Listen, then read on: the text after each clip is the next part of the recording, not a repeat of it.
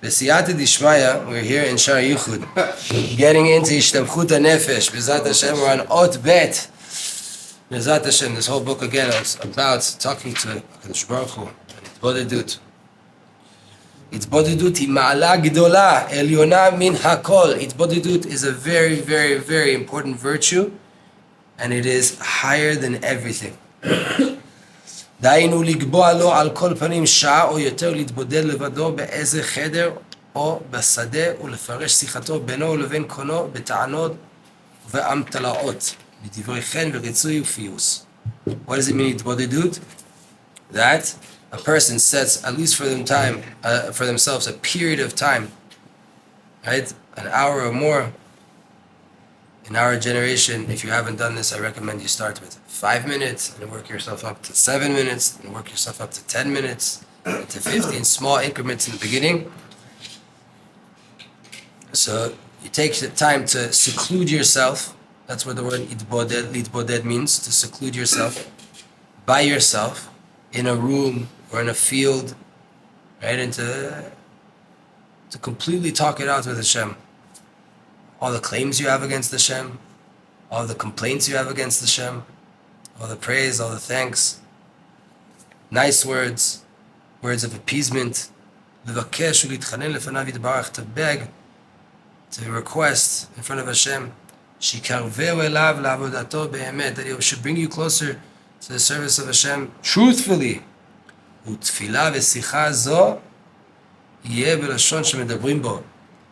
When you talk to God by yourself, and you explain everything you're going through, and you talk about everything that's going on in your life, that needs to be done in the language that you speak, that you're most comfortable speaking. Right? In Ashkenaz, you speak in German. In Sfarad, you speak in Spanish. In America, you speak to God in English, depending where you are. Right? Maybe in Miami not.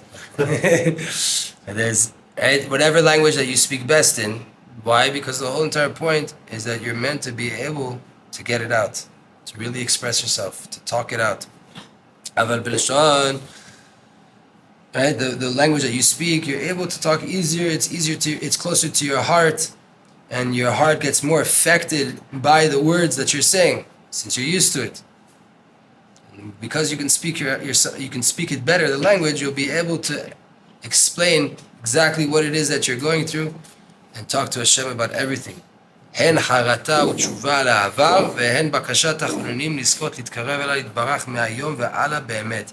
Whether you're talking about regret and tshuva and things that happened in the past, or you're praying to come closer in the future, from here on out. Everything, כל אחד לפי דרגה. Everyone according to their level. להיזהר מאוד להרגיל עצמו להתמיד בזה מדי יום ביום. Person has to be very careful to make sure that they have a practice of Hitbodedut every single day. And the best way would be to have a unique time to do it. Right? For the sake of example, don't take this as the example, just throwing a number. 9 o'clock. Every day at 9 a.m., I do Hitbodedut, right? If you can make that's something that you don't move from, the collective impact of having Hitbodedut every single day at 9 a.m., will change your life completely. Will change your life completely. Of that Should it be in the same place also? If possible, yes. Meaning you have a specific, unique place, time that you unify and you dedicate to Hashem. Ushar kol hayom yeh b'simcha. The whole rest of the day, you have to be in a state of joy. You have to be okay with everything that you have. Meaning, part of talking to Hashem, the goal is to reach bitul. Is to nullify yourself completely to Hashem, like Reb Nachman says in Torah 52. And the way you do that is you talk about all the things that you're going through, and you elevate them up to Hashem. You get them off your chest, until you're left with nothing. Right? So when you're doing that, it's not going to be so easy to be in a state of joy, because you're also talking about all the struggles you have and all the hardships you're having, and how far you are and how much you want to get closer. You're kind of complaining, meaning you're not okay with the situation, which means you're not really with simcha. In that time, it's okay, because you're being as real as possible, and you're trying to get out of that, and you're trying to talk it out in order to reach simcha. The rest of the day, what does it allow you to do for the rest of your day? To be in a state of simcha, where you can choose that everything's okay right now. When I need to open my mouth to complain, that's in my unique time with Hashem. I'll tell Hashem about all my problems. The rest of my day, leave me alone. Don't mess up my head. Don't come inside my mind and tell me that this is not okay, this is not okay. At 9 a.m., we're going to go talk to Hashem, and we're going to bring it all up then. The rest of the day, I got things to do. Sammy, leave me alone. Send him away. Mitzvah gedola liot b'simchat tamid. It's a great, great, great, great way to connect to Hashem, to be in a state of joy always. And this way of behaving, of doing Hitbodedut every day, is a huge, huge thing. This is a great strategy and piece of advice and path to get closer to Hashem blessed be He, because it's a very all-inclusive, all-encompassing eitzah, advice, piece of strategy that includes everything in it. Anything that you're lacking in Avodat Hashem, or you're completely far away from all the service of Hashem, tell Hashem about it. Ask for Hashem to change it all, to bring you closer. And even if sometimes your words are held back and you're not able to open your mouth, you're not able to really say anything to Hashem. Even though that's the case, you showed up at 9 a.m. to the same spot to talk to Hashem, your daily meeting, you have nothing to say, great, amazing. That's amazing. It's very, very good. Meaning, you prepared yourself. The fact that you showed up, you didn't give up on the meeting, you're there, you're standing in front of Hashem, you have a desire, you're yearning to be able to talk even, and you can't. Even though you can't, it's amazing that you showed up. It's amazing that you want. It's amazing that you still came to the meeting.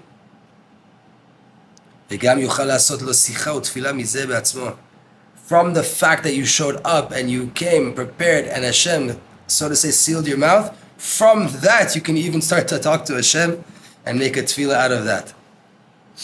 Hashem, open my mouth. I don't have what to say. I don't know what to do. Well, because you don't have what to say, you're not going to say anything. Even from that, you could, Hashem sfatai tiftach, ufi yagid te'ilatecha.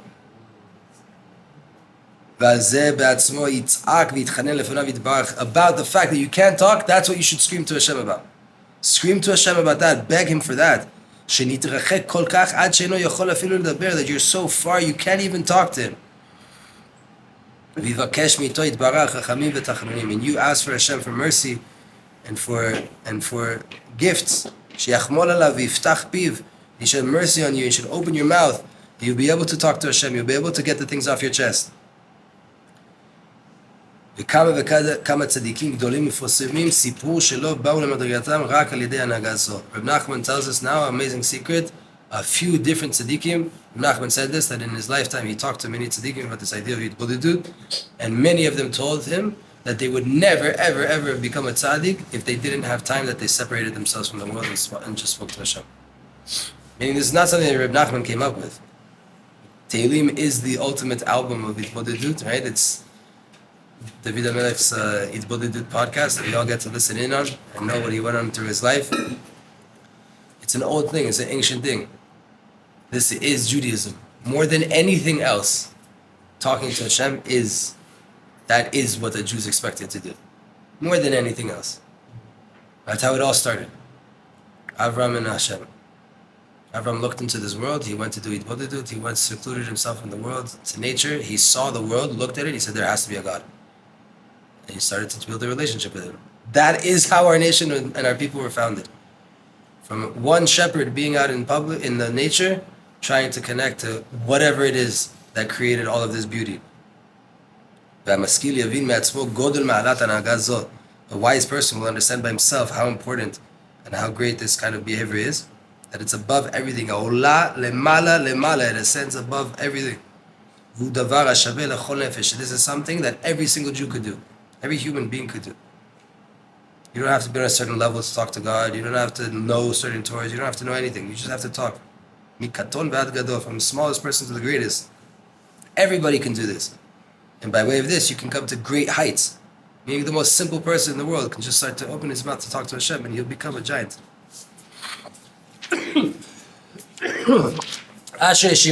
Fortunate is a person who holds on to this. It's also good to make from Torah Tefilah. You learn to certain Torah. Can you pray about it? היינו שלומד או שומע איזה מאמר תורה מצדיק האמת, אזי יעשה מזה תפילה. When you hear a Torah from a true tzaddik, make a tefillah out of it. Beg Hashem, ask for Hashem. And everything that was said in that Torah, in that essay, in that mimer. When will I merit to come to those levels that the tzaddik was talking about? And how far am I? And you ask from Hashem, blessed be He, that He should merit you to come closer and closer to everything that was said in the Torah that the tzaddik gave over. The person who's wise and truly desires, Hashem is going to lead you down the path of truth. You'll understand yourself, one thing from another, how you need to behave in order to get to what the tzaddik was talking about in the Maimer. You get the right words, you'll get the right things to say to Hashem, to please Hashem, that Hashem should bring you closer truthfully to service of Hashem. The idea of this kind of conversation goes to a high level, very high level, turning Torah into Tefilah. Specifically when you make Torah into Tefilah, and from this you get a lot of shashuim gdolim. Now he brings a little thing from a book called Alim L'Tufa. Alim L'Tufa is a book that we have of all of Rabbi Natan's correspondence to his son Rabbi Yitzchak. Rabbi Natan of Breslov, the scribe of Rabbi Nachman, his son is Rabbi Yitzchak. He's buried here in Tzfat. And all of the book Alim L'Tufa, it means pages for healing, leaves of healing. It's just all the letters that they wrote back and forth. Rabbi Natan's son was the postmaster, one of the head postmasters in the Soviet Union. One of the 5 most important people. Back then, the post is not just letters. It's bank, it's currency exchange, it's everything. Post office was one of the most important places you had in a kingdom back then. And Rabbi Natan's son was one of the heads of them. It was also very corrupt. You could send money through the mail, and this letter came, but the money you were expecting got lost. Yeah, somehow, exactly. And the guys literally fat pockets. Yeah. So Rabbi Natan's son, Rabbi Yitzchak, didn't do those kind of things. I don't believe, but he did. He was responsible of printing all of the Breslov books and doing everything. And he made Aliyah. He always wanted to make Aliyah. His father asked him to only make Aliyah after 60 years old so that he could help Uman and Rosh Hashanah get established and keep going. And he told him, after 60, you go to Eretz Yisrael. Rabbi Natan and Rabbi Nachman the same thing? Rabbi Nachman is the Rebbe of Rabbi Natan. Right now we're talking about Rabbi Natan. The student, he's the one that wrote everything you have from Breslov. It was pretty much written from Rabbi Natan. And in this book, Alim L'Tufa, which is a bunch of correspondence with his son, so he writes there, the main thing is to take Torahs that you heard and to turn them into tefillahs and to talk to Hashem every single day about what you're doing according to that Torah that you learned. Meaning the Torah that you learned should kind of dictate where your tefillah is coming from. We kind of learned this yesterday with Rav Yitzchak. Rav Yitzchak said that sometimes, the Baal Shem Tov talked about it, that in the morning you had a prayer that was very connected to love. You had a tefillah that was just love with Hashem. Be careful not to fall into lust after that. You had a prayer that was complete irat Hashem. You were in awe the whole entire tefillah. Be careful not to get scared of a cop after that. Get scared of a missile after that, something like that.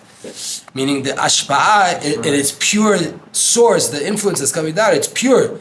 But in your tefillah, okay, so it was love of Hashem. But that light is going to stay inside of you. And light of love, when it falls, becomes lust. Light of awe of Hashem, when it falls, becomes fears of this world. So along the same lines here, you went to a tzaddik, you heard a true Torah about how to come close to Hashem, Eitzot and how to come close to Hashem. Now go talk to Hashem in the same ruach of that Torah. Turn that Torah into a tefillah. Shilmad bisfarav hakadoshim, you learn in the holy books, shebechulam yocholim limtzo et atzmo bechol yom. And you learn it, here he's obviously talking about Reb Nachman, but it goes to any true tzaddik. If you learn a true tzaddik's Torah, you find yourself in that Torah. If he was a true tzaddik, you should be able to find yourself in his Torah on that day. Aha, Hashem, matay niskel lezeh. He says, please Hashem, when are we going to get to this? Kol yomenu porchim v'olchim ketzel over u'ke'anan kaleh keruach noshavet v'chalom ya'uf. All of our days are passing, time is flying, right? When are we ever going to get to this level? Reb Natan was on the highest levels, and he saw himself in the lowest person possible in the world. We have no way to grab them and grasp these days and to strengthen them. That they'll exist for us and we'll be able to live off of them for eternity by way of the Torah and the begging we do to Hashem. The main thing is according to this path, that it's a very old path and it's a very new path. You hear what he's saying? It's like what we said. Reb Nachman renewed this light of Hitbodedut in the world, but it's an extremely old path. It is the path. It is the first path we ever had, talking to Hashem. Right? But it's new, because now we have to go at it, we have to renew it. Not new as if it didn't exist, new because we're renewing it, we're rededicating it. Everybody in their own eyes is very far from this. The truth is, it's not the case. You think you can't turn the Torah you learned into a Tefilah? Not true. It's very close for you to be able to do this. In your mouth and your heart to do it. Ben Ishchai says that's the ultimate lichud. And you can unify what you have in your heart with what you say in your mouth and what you do in your hands. It's very close to you if you're able to unify those three things. הלא גם מזה דיברנו הרבה בעצות אמיתיות שהם בדוקים ומנוסים שכבר הועילו לנו הרבה. אשרינו שזכינו לשמוע כל זאת ולעסוק בזה קצת.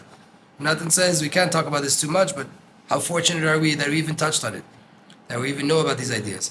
מי ייתן שנזכה לקיים רצונו באמת, who will give us just the merit to be able to really fulfill his will, to walk in all of his paths, to be happy every single day, to ask Hashem, to scream out to Hashem, to make Torahs into Tefillahs.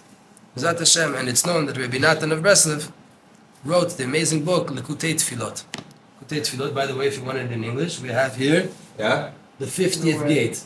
The 50th gate, that is, what is it? It's all of the Torahs of Likutei Moran that Rabbi Natan dedicated his whole entire life trying to make Tefillot out of them. I promise you, you take a Torah in Likutei Moran, read it, and then open that and start praying on it, very quickly you'll cry. If your heart is open, very quickly you'll cry. If you learn a Torah in Likutei Moran and then read Likutei Tefillot, your heart gets blasted open. The first 70 Torahs in Likutei Moran are the first 70 Tefillot in Likutei Tefillot. After that, it's an index that you need to match.